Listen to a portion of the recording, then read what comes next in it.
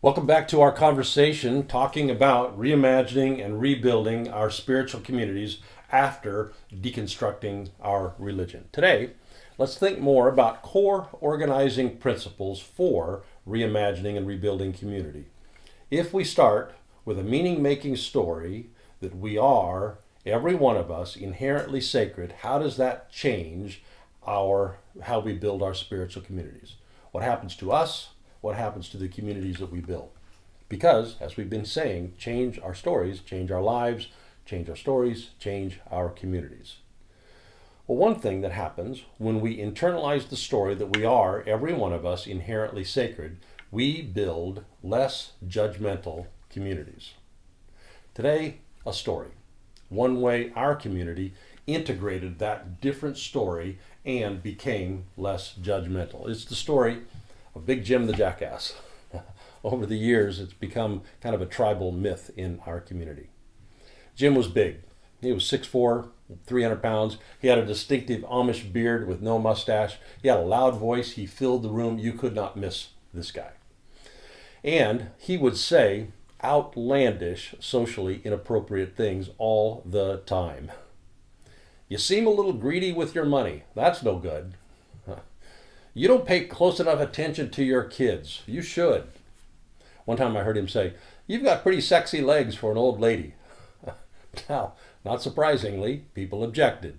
Sunday after Sunday, people objected. They would line up to talk with me. "Doug, we got to do something about this guy. We've got this really good thing starting here, but he chases people away." So Mondays, my day off, kids are off to school. I'm rehearsing the day before. You've got to shut this guy down. And time and again, as I'd get quiet, as I would do contemplative practice, would come an inner nudge. No, don't shut him down. Befriend him. Don't shut him down. Befriend him. It happened so many Mondays, eventually, okay, I guess that's what I'll do. This guy might sink this fledgling endeavor. We only had about 40 people at the time, not enough people to dilute Jim. But here I go, gonna befriend Jim. So I would see him sitting there before service, and I'd go sit beside him, and I would touch him, touch his shoulder, touch his knee, and I would say, "Hey, I like you." I'd go to coffee with him, go to his house. I became his friend. And after months of that, I knew Jim. I knew a lot about his interior motivations. I knew the life that he aspired to, the kind of man that he wanted to be. And Jim became a dear friend, one of the closest that I've had.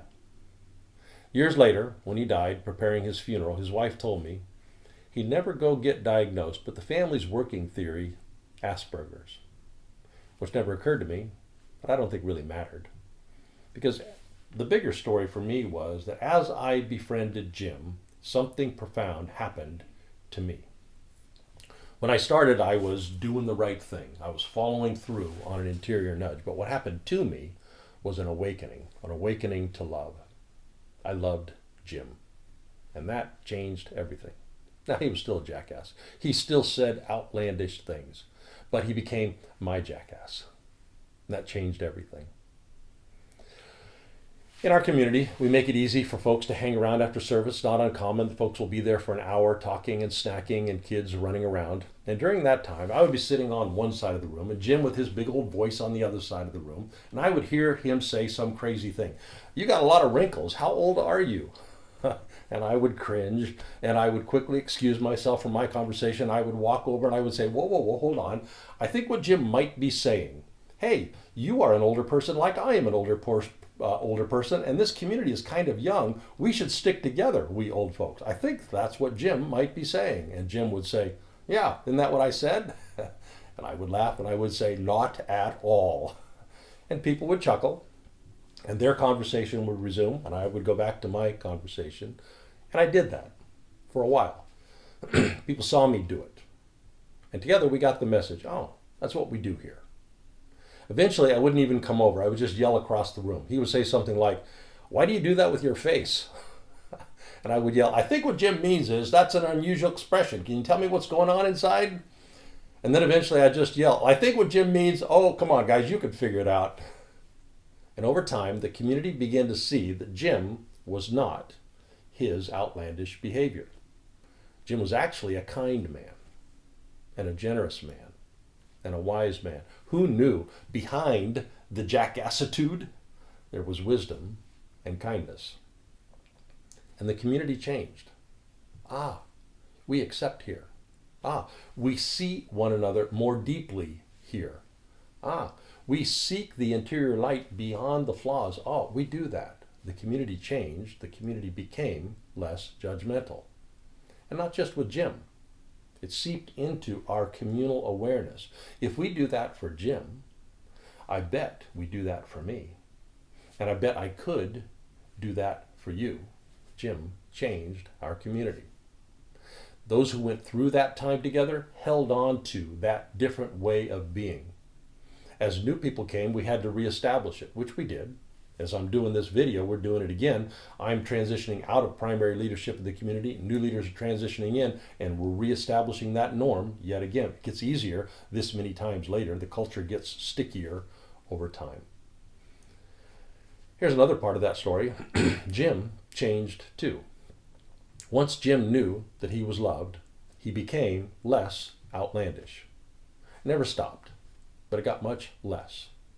At one coffee near the end of his life, he wondered out loud with me, I wonder if I put a caricature persona out there so that when people reject me, assuming they will, it's not me that they're rejecting, they're really just rejecting that persona. So maybe that, or maybe Asperger's, but again, I don't think it matters. We changed our story. Our story changed our actions and changed Jim and changed our community, and together we relaxed into our divine center selves. Because change our story, carriers of the inner light, more one than two, we become less judgmental. Less judgmental people build very different spiritual communities. Change our story, change our world, change our communities. Okay, as always, I hope you get the online course. It's free. I hope you join the online conversation. I hope you get to know others who are also reimagining their spiritual communities. All the links that you're going to need, they're in the YouTube notes. Hope you'll check it out.